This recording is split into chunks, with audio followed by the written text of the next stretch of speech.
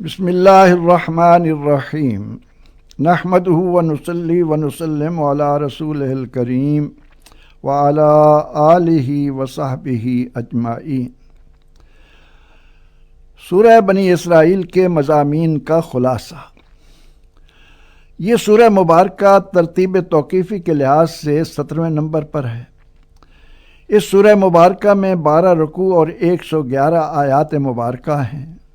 مفسرین کرام نے اس کے 3 نام تحریر فرمائے۔ نمبر 1 سورہ سبحان۔ سبحان کے معنی ہے پاک ہونا۔ سورہ مبارکہ کا آغاز چونکہ کلمہ سبحان سے ہو رہا ہے، اس مناسبت سے اسے یہ نام دیا گیا۔ دوسرا نام ہے سورہ اسراء۔ اسراء کے معنی ہے رات کو جانا۔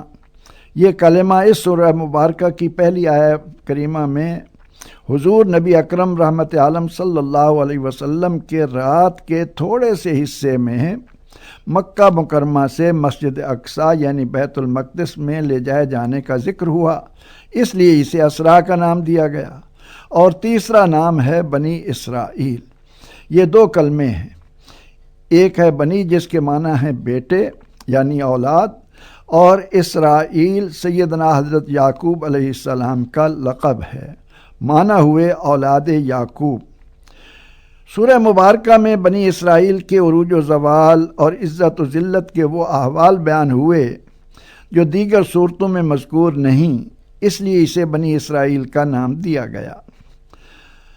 قرآن حکیم کی اس پیاری سورہ مبارکہ میں جو مضامین بیان ہوئے ہیں وہ مختصراً یوں ہیں۔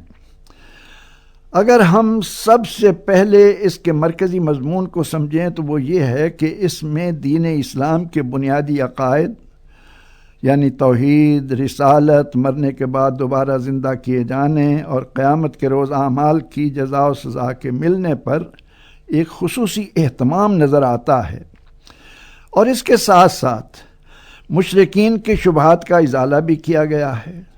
مضامین میں سب سے پہلے نبی اکرم نور مجسم مطاع مکرم صلی اللہ علیہ وسلم کے اس عظیم معجزے کا ذکر ہوا ہے جس میں کوئی اور رسول اور نبی آپ کا شریک و سہیم نہیں۔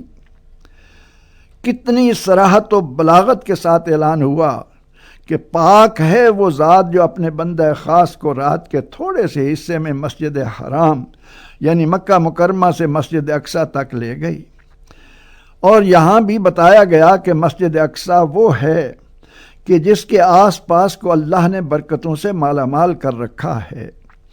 اس مسجد کے آس پاس کئی انبیاء علیہ السلام کے پر انوار مزارات ہیں، اور اس مقدس سفر کی غرض و غایت بھی بیان ہوئی کہ اللہ نے آپ کو اپنی نشانیاں دکھائیں۔ اس کے بعد بنی اسرائیل کے مفصل حالات کے ضمن میں بتایا گیا کہ اللہ تعالیٰ نے سیدنا حضرت موسیٰ علیہ السلام کو تورات جیسی عظیم کتاب عطا فرمائی تاکہ وہ زندگی کے تمام شعبوں میں اسی سے رہنمائی حاصل کر کے اللہ جل شانہ کے ساتھ اپنا تعلق مضبوط بنائیں۔ بتایا گیا کہ اسرائیلیوں پر واضح کر دیا گیا کہ تم زمین پر 2 بار فساد برپا کرو گے، اور اس کے بعد طاقتور اور جنگجو بہادروں کے ہاتھوں تمہاری ذلت اور رسوائی ہمیشہ کا مقدر ہوگی، انشاءاللہ ضرور ہوگی۔ اس سورہ مبارکہ میں انسان کے جلد باز ہونے کا ذکر کرنے کے ساتھ بتایا گیا کہ بعض اوقات وہ خیر کی بجائے شر کی دعا مانگ بیٹھتا ہے۔ کیا خوبصورت تعلیم ہے کہ انسان کو کبھی بھی بری دعا نہیں مانگنی چاہیے اور نہ ہی کسی کو بد دعا دینی چاہیے۔ بیان ہوا کہ نیک اعمال بجا لانے اور سیدھی راہ پر چلنے میں انسان کا اپنا ہی بھلا ہے، اور برے اعمال اور گمراہی کا راستہ اختیار کرنے میں وہ اپنا ہی نقصان کرتا ہے۔ بیان ہوا کہ عمل کی مقبولیت کے لیے 3 چیزوں کا اہتمام کرنا چاہیے، اور وہ ہیں ایمان، نیت کی اصلاح اور عمل کو پورے حقوق کے ساتھ ادا کرنا۔ اسی میں اجتماعی زندگی بسر کرنے کے بہترین اصولوں کا بھی ذکر ہوا، مثلا والدین کے ساتھ حسن سلوک۔ یہی وہ سورہ مبارکہ ہے جس میں والدین کے حقوق کی اہمیت کو نہایت حسین پیرائے میں بیان کیا گیا۔ ارشاد ہوا کہ اے بندے، تیرے رب کا یہ فیصلہ ہے کہ اس کے سوا کسی کی عبادت نہ کرو اور ماں باپ کے ساتھ حسن سلوک کے ساتھ پیش آؤ۔ یعنی عقیدہ توحید کی درستگی کے بعد اللہ کے نزدیک بندے کے جس عمل کو بہت ہی اہمیت حاصل ہے وہ ماں باپ کے ساتھ اچھا برتاؤ اور ان کی خدمت گزاری ہے۔ اور اس حسن سلوک کی نزاکت یہ ہے کہ بوڑھے والدین کے سامنے اف تک منہ سے نکالنے کی اجازت نہیں، چہ جائے کہ انہیں ڈانٹا یا جھڑکا جائے۔ اولاد کو والدین کے سامنے مجسم فرما بردار و خدمت گزار بن کر رہنا ہے اور ان کے حق میں یہ دعا مانگتے رہنا ہے کہ رب ارحمہما کما ربیانی صغیرا، اے میرے پروردگار، میرے ماں باپ پر رحمتوں کی برکھا برسائے رکھ جس طرح انہوں نے مجھے بچپن میں پالا پوسا ہے۔ اسی سورہ مبارکہ میں بتایا گیا کہ ہم نے ہر انسان کا قسمت نامہ اس کے گلے میں آویزاں کر دیا ہے اور یہ قیامت کے دن اس کے گلے سے اتار کر اسے پڑھ کر سنا دیا جائے گا۔ اللہ اکبر۔ نامہ اعمال کے ضمن میں کیا اہمیت بیان ہوئی کہ انسان کے پاس اپنے انجام سے بچنے کا اس روز کوئی سامان نہ ہوگا اور ولا تزر وازرۃ وزر اخری کا منظر ہوگا، کوئی بھی کسی کا بوجھ اپنے سر لینے کو تیار نہ ہوگا۔ اسی سورہ مبارکہ کی آیت نمبر 16 میں بتایا گیا کہ جب کسی بستی، شہر یا ملک کے خوشحال لوگ اللہ کے احکامات کو پس پشت ڈال دیتے ہیں تو پھر اس بستی کی تباہی و بربادی یقینی ہو جایا کرتی ہے۔ بتایا گیا کہ سیدنا حضرت نوح علیہ السلام کے بعد سے لے کر اب تک ایسی کتنی ہی اقوام اس خبیر و بصیر کی طرف سے اپنی بدعمالیوں کی بدولت ہلاکت آفرینے میں مبتلا ہو چکی۔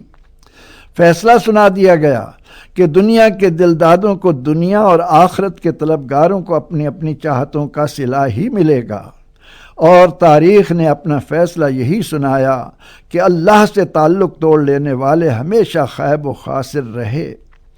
آداب معاشرت کی بڑے حسین انداز میں تعلیم و ترتیب اس سورہ مبارکہ میں یوں فرمائی کہ اپنے رشتہ داروں، مساکین اور مسافروں کو ان کا حق دینے میں پس و پیش سے کام نہ لو اور شاہ خرچیوں اور علل و تللوں سے بچتے رہو۔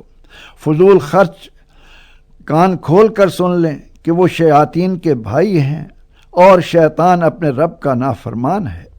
حکم دیا گیا کہ اپنے آپ کو بخل و کنجوسی سے بچاؤ اور اللہ کی راہ میں خرچ کرتے وقت بھی اعتدال پسند بنے رہو۔ تم اپنی ذمہ داریوں کو آسان انداز میں نبھاؤ، رزق کی تنگی و فراخی کا معاملہ اللہ کے سپرد کر دو، وہ کسی کی محنت ضائع نہیں کرتا۔ اسی سورہ مبارکہ میں رزق کی تنگی کے خوف سے اولاد کو قتل کرنے کی ممانعت کی گئی اور بدکاری کو برا راستہ قرار دے کر اس سے روک دیا گیا۔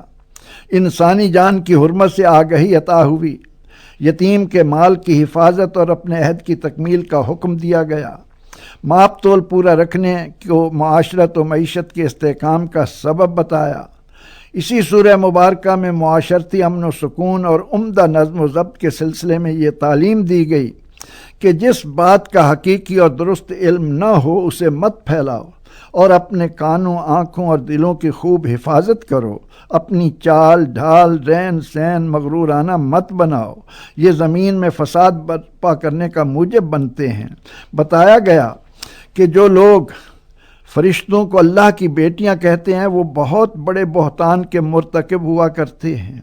اللہ سبحانہ و تعالی اس عظمت و شان کا مالک ہے کہ آسمانوں اور زمینوں میں موجود ہر شے اسی کی حمد و ثنا میں ہمہ وقت مصروف رہتی ہے۔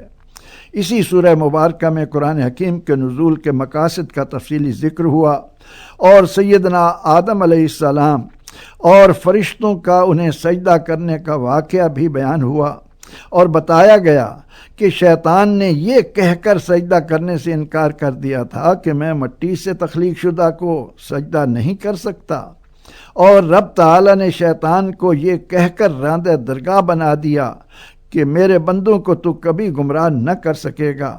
انسان کے سر پر کرمنا بنی آدم کے تاج سجنے کا ذکر بھی اسی سورہ مبارکہ کی آیت نمبر 70 میں ہوا، اور اللہ کی بارگاہ میں لوگوں کا اپنے پیشواؤں کے ہمراہ پیش ہونا بھی بیان ہوا۔